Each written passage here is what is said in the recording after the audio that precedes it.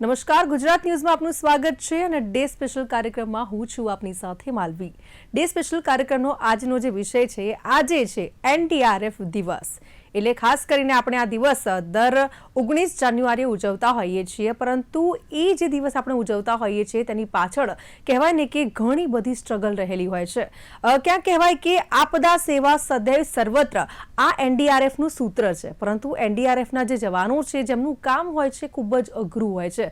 આપણે જોઈ લઈએ કોઈ પણ કુદરતી આપત્તિ જેની અંદર એ તમામ જવાનો છે એનડીઆરએફના તે ખડે પગે આપણને તૈનાત જોવા મળતા હોય છે। ખાસ કરીને આજે યોદ્ધાઓ છે જેમને આપણે એનડીઆરએફના ધુરંધરો કહીશું, કારણ કે તેમનું કામ ખરેખર સરાહનીય હોય છે અને આજનો જે દિવસ છે તેમને સન્માનિત કરવાનો છે, તેમને બિરદાવવાનો છે, કારણ કે કહેવાય ને કે દરેક વખતે દરેક સમયે આ જે યોદ્ધાઓ છે તે ઓલવેઝ તૈયાર રહેતા હોય છે ને એમના જ માટે આ સૂત્ર છે આપદા સેવા સદૈવ સર્વત્ર। આ જે સૂત્ર છે તેને કહેવાય ને કે તેની પાછળ એક કારણ રહેલું છે। દરેક જગ્યાએ એટલે કહી શકાય કે દેશના લોકોનું રક્ષણ કરવું એમની જવાબદારી છે અને બખૂબી આ જવાબદારી એનડીઆરએફના જે જવાનો છે એ નિભાવતા હોય છે। તેમની પાસે અનેક પ્રકારના સાધનો અને સાથે ઉપકરણો પણ ઉપલબ્ધ હોય છે, જેથી કરીને જે કન્વર્ઝેશન છે, જે વાતચીત છે તે ઇઝીલી થઈ શકે, કોમ્યુનિકેશન થઈ શકે અને આ સાથે લોકોની જિંદગી બચાવવાનું જે જોખમ છે તે પણ તે ઉપાડતા હોય છે। અને આજે એ જ દિવસ વિશે વાત કરવી છે, કારણ કે આ દિવસ છે એનડીઆરએફના જવાનોને સન્માનિત કરવાનો અને એ જ વિશે આપણી સાથે વાત કરવા માટે ટોક શોમાં જોડાયા છે નિશાંત કુમાર ચૌધરી, જેઓ સેકન્ડ ઇન કમાન્ડન્ટ છે એનડીઆરએફમાંથી। સર, સ્વાગત છે આપનું ડે સ્પેશિયલ કાર્યક્રમમાં। નમસ્કાર જી। અને સાથે અન્ય ગેસ્ટ પણ આપણી સાથે જોડાયા છે ડોક્ટર હિતેશ પટેલ, જેઓ ડિરેક્ટર છે આઈએચઆરડીસીમાંથી, જેઓ ઇન્ટરનેશનલ ડિઝાસ્ટરના कैप्टन છે। સર, આપનું પણ સ્વાગત છે डे स्पेशल कार्यक्रम में। नमस्ते जी। सबसे पहला सवाल निशांत जी आपसे पूछना चाहूंगी, मैंने आगे भी जो सूत्र आपको बताया, आपदा सेवा सदैव सर्वत्र, यह आदर्श वाक्य एनडीआरएफ की कार्यशैली को कैसे दर्शाता है? मैम, अगर हम देखेंगे तो सबसे पहले आपदा सेवा सदैव सर्वत्र सर्वत्र अगर हम बात करें तो देश में आप देखेंगे हमारी 16 यूनिट्स हैं, 16 बटालियन है एनडीआरएफ की। उसको स्ट्रेटेजिकली इस प्रकार से डिप्लॉयड किया गया है पूरे देश में कि कहीं भी किसी भी प्रकार की कोई भी आपदा आए तो उस पर जितना जल्दी हो सकता है एनडीआरएफ उस पर रिएक्ट कर सकती है, रिस्पॉन्स कर सकती है। तो इस प्रकार से प्रयास यह किया जा रहा है एनडीआरएफ की तरफ से कि पूरे देश में कभी भी कहीं भी किसी भी प्रकार की आपदा की जरूरत पड़ती है तो हम वहां पे रिस्पांस इमीडिएटली कम से कम समय में कर सके, इसलिए सर्वत्र आया है। और सदैव इसलिए आया है क्योंकि ना हम दिन देखते हैं ना रात देखते हैं। जो 24/7 जिस कहा जाता है कहावतों में, उसे हम चरितार्थ करते हैं देश में जब भी ऐसी कोई आपदा आती है। धन्यवाद। બિલકુલ। હિતેશજી, જે રીતે આપણે આ સૂત્રની વાત કરી રહ્યા છે, ખાસ કરીને અમારા દર્શક મિત્રોને જણાવશો કે આ સૂત્રનો મતલબ શું છે? तो ये सूत्र का मतलब है कि जनरली एनडीआरएफ की जो स्थापना की गई है वो एनडीएमए यानी नेशनल डिजास्टर मैनेजमेंट अथॉरिटी के माध्यम से इसकी स्थापना की गई। इसकी एक प्रेरणा अगर बोली जाए पूरे विश्व में और भारत में, गुजरात में जो अर्थक्वेक आया 2001 में, उसके बाद जीएसडीएम एक्ट बना, उसके बाद में तुरंत ही एनडीएमए एक्ट बना और एनडीएमए एक्ट के अंदर ये एनडीआरएफ की स्थापना की गई। और एनडीआरएफ की जो स्थापना की गई उसमें जितनी पैरामिलिट्री फोर्सेस थी, जैसे CRPF, BSF, Indo Tibetan police, CISF, इस तरह की जो हमारे पैरामिलिट्री फोर्सेस है उसमें से ही कुछ सिलेक्टेड आदमियों को 5 साल के लिए एनडीआरएफ के अंदर डिप्लॉय किया जाता है, जिसमें वो 5 साल ये अपना काम करेंगे और उसके बाद में वो अपनी जो बटालियन जो है सीआरपीएफ है तो वो सीआरपीएफ में जाएगा, बीएसएफ में जाएगा, वैसे अपने बटालियन में वापस चला जाता है। अब ये 5 साल का प्लानिंग इसके लिए रखा गया कि धीरे धीरे करके जो प्रजा का जो फंड जो है वो प्रॉपर यूज हो पाए और पूरी सेना जितनी भी हमारी पैरामिलिट्री फोर्सेस है वो वॉर के साथ, इमरजेंसी सर्विसेज के साथ में भी, ये नेचुरल कैलामिटीज के साथ भी एक साथ तैयार हो, उसके लिए स्पेशलाइज हर एक टीम में से 5 साल के लिए डिप्लॉय किया जाता है। सिलेक्टेड आदमियों को 5 साल के लिए एनडीआरएफ में आते हैं। तो ये जनरल इसकी स्थापना के साथ में ये बना। और सर्वत्र क्या है कि भारत की बहुत बड़ी अलग रीजन है, हमारा अलग अलग वेदर है। कहीं पर रेगिस्तान है, कहीं पर माउंटेन्स है, कहीं पर दरिया है। तो हर हर जगह पर अलग अलग वेदर है। तो हर अलग अलग वेदर में उसकी जो नेचुरल कैलामिटीज जो है वो अलग रहेगी। तो उसके लिए जी उसकी हाईएस्ट फोर्सेस वही काम, जैसे समझो माउंटेन्स में कोई हिली माउंटेन में कुछ होता है, तो माउंटेन में अगर बीएसएफ को भेजेंगे तो बीएसएफ इतनी एक्सपर्ट नहीं है कि माउंटेन में काम करे। तो वहाँ पे इंडो तिब्बतन पुलिस, उसको भी एनडीआर में ज्वाइन किया जाए, क्योंकि वो माउंटेन में काम करने वाली फोर्सेस है, तो माउंटेन में बेटर काम कर सकती है। उसी जी तरह बीएसएफ जो है ना, और सीआरपीएफ है, वो राजस्थान और गुजरात और कश्मीर ये बाजू बहुत बेटर काम करते हैं, उनको अनुभव है। तो उसके हिसाब से वो लोकल में काम, उसके साथ में क्या हो रहा है मैम कि जो पैरामिलिट्री फोर्सेस जो है वो सिविल एरिया में आती है, कुछ बंदे 5 साल के लिए, और उसके अंदर उनको थोड़ा सिविल एरिया के अंदर रहने से उनको भी एक्सपर्ट लोकल एरिया में इंफॉर्मेशन होती है, लोकल वो एक्सपर्ट भी हो जाते हैं इसके अंदर। तो जी 5 सालों का ट्रेनिंग और वर्क दोनों साथ में चलता है। ट्रेनिंग तो ऑलरेडी जो आर्मी में जब भी जाता है ये पैरामिलिट्रीज में, उस वक्त उनको ये सब ट्रेनिंग दी जाती है, वो ऑलरेडी रेडी होते हैं। पर एनडीआरएफ में उसको स्पेशलाइज ट्रेनिंग देता है। एनडीआरएफ में क्या है कि स्पेशल एक नेचुरल कैलामिटीज के ऊपर उनको ध्यान देना, इमरजेंसी सर्विस के ऊपर ही ध्यान देना है। जी और वेपन अपना सरेंडर करके, इसमें जो भी फोर्स है वो अपना वेपन साथ मिल जाती है, अपना वेपन उसको सरेंडर करना है अपनी फोर्सेस में और इसके अंदर आना है। तो और इसका जो यूनिफॉर्म जो है वो ऑरेंज जो मैंने जी पहना, बस वैसा ऑरेंज, यानी ऐसा बोला जा सकता है कि एक सन्यासी लिया जाता है संसार में रह के, और एनडीआरएफ हर जगह पे काम करती है। अब इसकी जो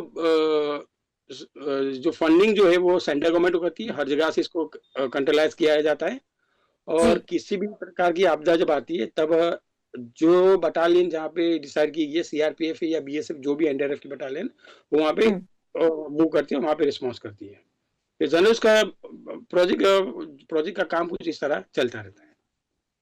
जी हितेश जी, आपने जैसे बताया कि एनडीआरएफ का जो यूनिफॉर्म होता है वो ऑरेंज होता है, तो एक सवाल ये भी है कि एनडीआरएफ के जवानों को ऑरेंज एंजल्स क्यों कहा जाता है? क्या है कारण उसके पीछे? मैम ये ऑरेंज यूनिफॉर्म जो है ना, ये इंटरनेशनल कोड है। जितनी भी इंटरनेशनल सिम्स जो जाती है वो इंटरनेशनल कोड है ऑरेंज का। ऑरेंज में क्या है कि ये एक इजीली ये विजुअल होता है, फिर कोई भी आदमी इजी इसको विजुअल कर सकता है, आंखों में चुभता नहीं, देख बहुत सारे सकता है। कलर्स के, जिस रीजन से ऑरेंज रखा गया और इजीली विजुअल होने के कारण। और दूसरा जी जो यूनिफॉर्म जो है वो ऑरेंज कलर में, आपने वो वाला बिल्कुल सही, ऑरेंज एंजल, जैसे हिंदू रिलीजन भारत के अंदर ज्यादातर जैसे उसमें एक सन्यास जाता है वो ऑरेंज कलर से आता है। तो ये जी एक ऐसा ही भगवा पहनते हैं, भगवा पहन के निकले, और तिरंगा का भी एक कलर है ये, तो जिसके लिए खास ऑरेंज कलर ज्यादा चूज किया गया है इसमें। और मेन तो ये इंटरनेशनल कोड है। जी जितनी बिल्कुल। रेस्क्यू टीम जो काम करती है, जितनी भी, जैसे एनडीआरएफ भी आउट ऑफ इंडिया का ये रिस्पॉन्स करती है, ऐसे कि इंडिया में करती है, इंडिया के बाहर भी जो भी मित्र देश है, सारे कंट्रीज आसियान में भी जाती है। नेपाल में भी अर्थक्वेक में गए थे, श्रीलंका में भी जाते हैं, मालदीव जाते हैं, बांग्लादेश में भी जाते हैं, हम्म इवन पाकिस्तान में भी कई बार डिजास्टर होते तब यहाँ से किट भेजते, तभी जाते, तभी एनडीआरएफ ही जाता है। क्योंकि एनडीआरएफ भी वो क्या है, वो है पैरामिलिट्री, पर अपना जी वेपन जो है वो सरेंडर करके आता है, वो वेपन नहीं लाता है, यानी वो वॉर के लिए नहीं बना है, फाइट के लिए नहीं बना है, सिर्फ रेस्क्यू ऑपरेशन वही वो कंडक्ट करेगा। तो जी स्पेशल इसके लिए ये रखा गया, और वही काम ये एनडीआरएफ का मेनली बिल्कुल ऑरेंज। बिल्कुल। निशांत जी, एनडीआरएफ का मुख्य जो उद्देश्य होता है वो क्या होता है? जैसे आप किसी मैम परिस्थिति में हो और उसमें जी आपका मेन मोटिव क्या रहता है, उद्देश्य क्या रहता है आपका? जी मैम, पहले मैं थोड़ा सा जो हितेश जी ने कुछ बातें बताई उसमें थोड़ा जी सा मैं मॉडिफिकेशन करना चाहूंगा। बिल्कुल। एक तो जो एनडीआरएफ में डेपुटेशन पे आते हैं वो 7 सालों के लिए आते हैं, ना कि 5 सालों के लिए।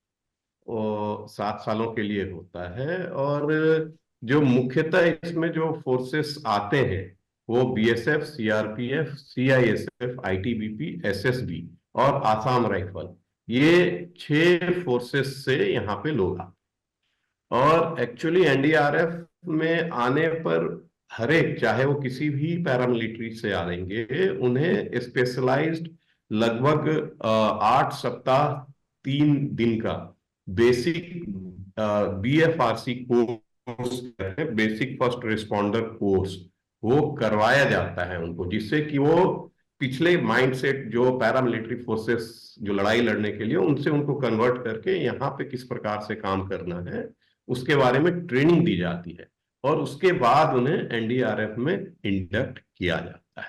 ये थोड़ा सा करेक्शन था हमारी तरफ से। दूसरा ये है कि उद्देश्य वो हमारे जो राष्ट्रीय जो हमारा वाक्य है उसी में छुपा हुआ है, सेवा सदैव सर्वत्र। हम हर हालत में, मैं अभी तुरंत आपको बताया कि 24/7 हम तैयार रहते हैं किसी भी प्रकार के आपदा, चाहे वह नेचुरल हो या मैनमेड हो, किसी भी प्रकार का डिजास्टर हो, उसमें हम काम करने के लिए हमेशा तैयार रहते हैं। अभी वर्तमान में हमारी 16 बटालियंस पूरे देश में डिप्लॉयड हैं, और इनमें मेनली अगर हम देखना चाहें कि किस प्रकार के डिजास्टर्स को हम हैंडल करते हैं, वो फ्लड्स होता है, साइक्लोन होता है, अर्थक्वेक होता है, लैंडस्लाइड होता है, क्लाउड बर्स्ट होता है, सुनामीज होता है, heat wave and cold waves होते हैं। इन सभी प्रकार के डिजास्टर, ये तो कुछ हमने नाम लिया है, इसके अलावा भी किस और भी कोई ऐसे डिजास्टर जो कि नेचुरल होगा उसमें एनडीआरएफ रिस्पॉन्स करती है। साथ ही साथ जो मैन मेड डिजास्टर होता है, जैसा कि आपने सुना होगा, क्योंकि गुजरात में है तो अहमदाबाद प्लेन क्रैश, उसमें भी एनडीआरएफ ने अपनी महती भूमिका निभाई थी। साथ ही साथ अगर हम देखेंगे तो जो ट्रेन एक्सीडेंट हुआ था जी आपको बालासोर उड़ीसा में, उसमें भी एनडीआरएफ ने बहुत अच्छा काम किया था। इसके बिल्कुल। अलावा किसी भी प्रकार के इंडस्ट्रियल या केमिकल एक्सीडेंट्स होते हैं, गैस लीक की दुर्घटनाएं होती है, even nuclear and radiological emergencies अगर आती है, उसमें हमारे लोग तैयार होते हैं, उनको तैनात किया जाता है। हमारी ट्रेनिंग होती है, पर्टिकुलरली सीबीआरएन जो जी आपने नाम सुना होगा, उसमें ट्रेनिंग के लिए तैयार रहते हैं। साथ ही साथ सीएसएसआर, जिसको कि बिल्डिंग कोलैप्स के नाम से भी आप सुनते होंगे, नॉर्मली सामान्य व्यक्तियों के लिए बिल्डिंग जी कोलैप्स कहेंगे, अगर टेक्निकल टर्म से सीएसएसआर कहते हैं। तो उसमें भी हमारी टीमें निपुण होते हैं, वहां पे भी काम करते हैं। अभी फायर एक्चुअली स्टेट्स का मैटर है, बट स्टिल अगर वैसी जरूरत होती है, महसूस होती है, तो उसमें भी अभी मैंडेट एनडीआरएफ जी को नहीं दिया गया है, लेकिन अगर जरूरत पड़ती है तो वहां भी फायर ब्रिगेड को मदद करने के लिए हमारी टुकड़ियां इस्तेमाल होती हैं। साथ ही साथ ट्रांसपोर्टेशन एक्सीडेंट, जो कि मैंने ऑलरेडी बताया, इसमें जी भी हमारे लोग काम करने में सक्षम होते हैं और करते हैं। इसके लेकिन अलावा कुछ स्पेस। जी जी जी जी मैडम। मेरा एक सवाल ये भी है कि अगर कोई जी। दुर्घटना घटती है तो दुर्घटना स्थल पर एनडीआरएफ का हम्म। सबसे पहला कार्य क्या होता है? देखिए मैम, एक्चुअली सबसे पहली बात तो ये है कि हमारे यहाँ जो कंसेप्ट काम करता है वो अलर्ट टीम होता है। हमारे यहाँ अलर्ट 1 2 3 4 4 टीमें तैयार रहती हैं। जी जैसे ही कहीं कोई दुर्घटना की सूचना मिलती है, हम्म तो विद इन 20 मिनट्स हमारी पहली टीम जो फर्स्ट अलर्ट है वो मूव करती है।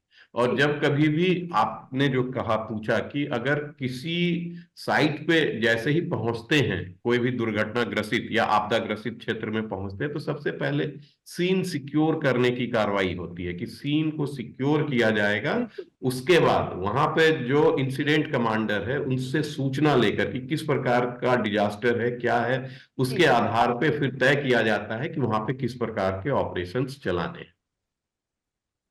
जी बिल्कुल। और हितेश जी, जैसे मान लीजिए कि हर एक आपत्ति होती है और आप लोगों को संकट मोचक भी कहा जाता है, तो एनडीआरएफ की टीम कितनी मजबूत होती है? मतलब क्या क्या पड़कार होते हैं अगर आप किसी सिचुएशन में अगर है और उस सिचुएशन में आपको कड़क से कड़क जो निर्णय भी लेना होता है, तो आप कैसे कर पाते हैं? मतलब कितनी टीम को मजबूत होना जरूरी है? देखिए मैम, ये सर ने जैसे भी बात किया है, तो जी ये स्पेशलाइज कोर्सेज होती है जिसमें जो ट्रेनिंग जब होता है तब उसमें काफ़ी मनोवैज्ञानिक तरीके से भी होता है। अभी का जो ट्रेनिंग फंक्शन जो है, जी जो सर ने बात किया उसमें पैरामिलिट्री में आता है, जो वॉरियल ट्रेनिंग से आया है वो आदमी, उसको रेस्क्यू के लिए तैयार करना है, तो उसका साथ में कुछ मनोवैज्ञानिक ट्रेनिंग भी होती है। तो बेसिकली ये दिया करती है इसमें। मैम, जनरल जो भी ऑपरेशन होगा ना, उसमें एक बेसिक कॉमन इंटरनेशनल एक रूल जैसा है, कॉमन जैसा है, जो एक हर एक टीम, अगर समझो कोई भी रूल और टेक्निक्स बनाते हैं ना, वो एक कॉमन बनाते जी हैं, जिसमें कोई भी इन्वॉल्व, क्योंकि डिजास्टर, एक छोटी लाइन में बताना चाहूंगा, डिजास्टर है नो बिलीव एनी बॉर्डर्स। आपदा किसी सरहद को नहीं मानती है ना। वो ये नहीं देखती है कि नहीं ये भारत है, ये गुजरात है, या जी गुजरात के वो बात पाकिस्तान है, मैं पाकिस्तान में मुझे नहीं जाना है। वो बॉर्डर को नहीं मानती है, ठीक है। जी। तो जब भी कोई भी आपदा होगी तब हर एक टीम साथ में मिलकर काम करती है, वो कोई फॉरेन की टीम हो या लोकल टीम हो या डोमेस्टिक टीम्स हो।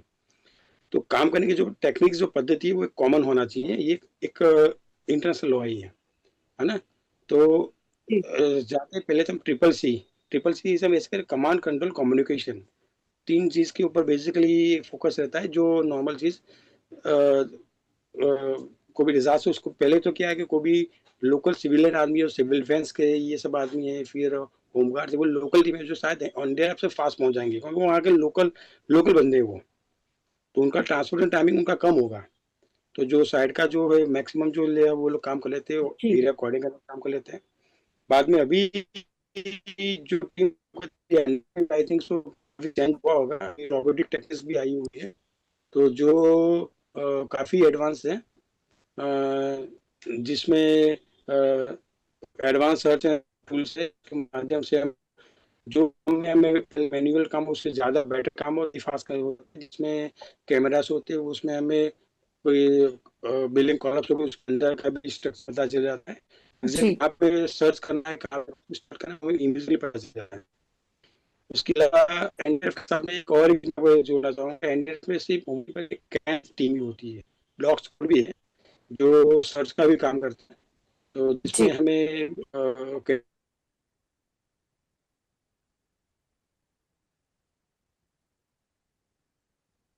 आपका नेटवर्क इश्यू आ रहा है सर। निशांत जी, आपसे पूछना चाहूंगी कि जैसे जी। आपको हमेशा स्टैंड बाय मोड पे रहना पड़ता है, तो कैसी होती है वो सिचुएशन और इस सिचुएशन को आप कैसे फेस करते हैं? मैम, जो स्टैंड बाय मोड होता है उसके लिए भी जी। कुछ एसओपीज रहते हैं, कुछ ऑर्डर्स रहते हैं। जो भी जी। अलर्ट वन है, ऐसा नहीं है कि अगर वो अलर्ट थ्री है तो वो बस सिर्फ अलर्ट के नाम पे ही रहेंगे। वो अपने जी। जो भी रेगुलर ट्रेनिंग वगैरह है वो सब कुछ चलता रहता है उनका।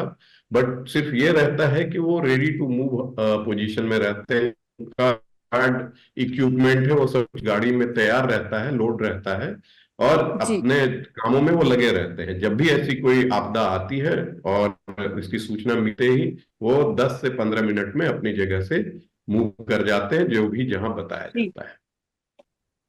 बिल्कुल। और निशांत जी, साथ में ये भी सवाल होता है कि आपत्ति के समय, आपत्ति के स्थल पर अगर एनडीआरएफ के जो जवान है, क्या मानसिक पड़कार है जिनका उनको सामना करना पड़ता है? हाँ मैम, अगर पर्टिकुलरली हम मानसिक की ये बात करें तो इसमें एक चीज आप लोगों ने भी अनुभव किया होगा कि क्राउड कंट्रोल एक अपने देश में बहुत बड़ी समस्या रहती है। जहाँ कहीं भी जी। किसी भी प्रकार की डिजास्टर होती है तो वहाँ डेफिनेटली पे यस। जो भीड़ साइकोलॉजी हम कहते हैं, वो वहाँ पे रहता है बहुत ज्यादा। तो उससे जी। हमें हमारा मुदाखलत होता है जब हम वहां पे पहुंचते हैं। तो पहला वो रहता है। दूसरा, जिनके अपने लोग भुक्तभोगी होते हैं उस पर्टिकुलर डिजास्टर में, तो उनके तरफ से भी बहुत ज्यादा प्रेशर रहता है। और हम समझ सकते हैं एक मानवीय संवेदना के आधार पे कि अगर उस उनकी जगह पे हम और आप भी रहेंगे तो हमारे भी उद्गार उसी प्रकार से होंगे। तो जी। वहां पे हैंडल करना पड़ता है लोगों को समझा बुझा कर।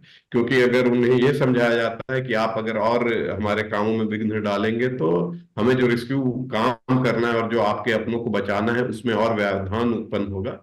तो इसलिए इस प्रकार की समस्याएं आती हैं, लेकिन उसे दूर करके हम अपने काम को अंजाम तक पहुंचाते हैं।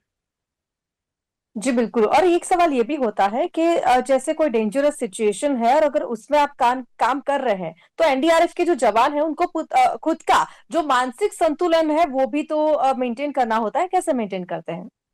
मैम, जैसा कि अपने हितेश भाई ने ऑलरेडी बताया और मैंने भी आपको बताया कि ये सभी जो इसमें कार्मिक हैं वो पैरामिलिट्री फोर्सेस से आते हैं।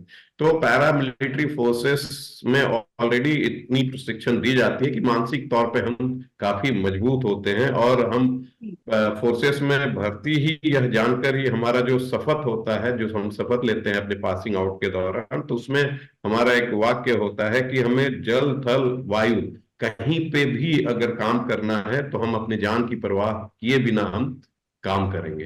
तो हम वहीं से उसी पैरामिलिट्री से हम आते हैं। तो यहाँ पे भी जान की परवाह ना हमें ना हमारे किसी रिस्क्यूअर को रहती है।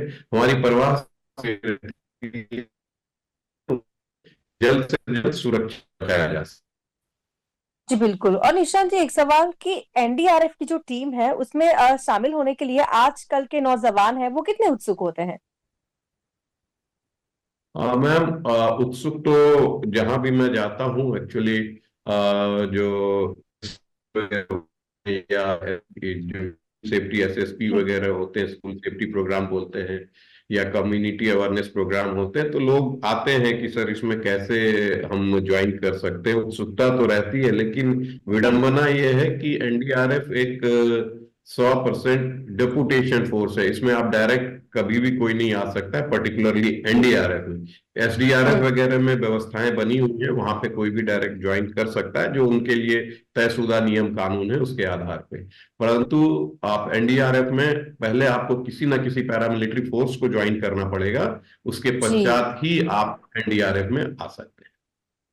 ओके। और सिलेक्शन कैसे होता है, मतलब किसी बंदे को एनडीआरएफ में एंट्री करनी है उसका, तो ये भर्ती जो है, सिलेक्शन है, वो कैसे होती है?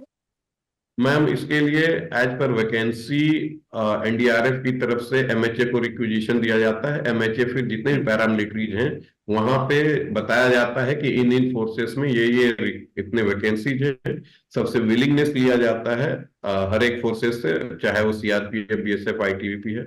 वहां से फिर विलिंगनेस आता है, और फिर उनको एक छोटा बहुत माने अधिकारी वर्ग में तो प्रॉपर इंटरव्यू होता है उसका एनडीआरएफ में। बाकी जवानों और निचले स्तरों पे जिनका विलिंगनेस होता है, और उसको फिर उनका नॉमिनेशन आता है, और फिर उनका एनडीआरएफ में सिलेक्शन। और निशांत जी, कोई ऐसा इंसिडेंट है जो आपको हमेशा जिंदगी भर के लिए याद आता हो?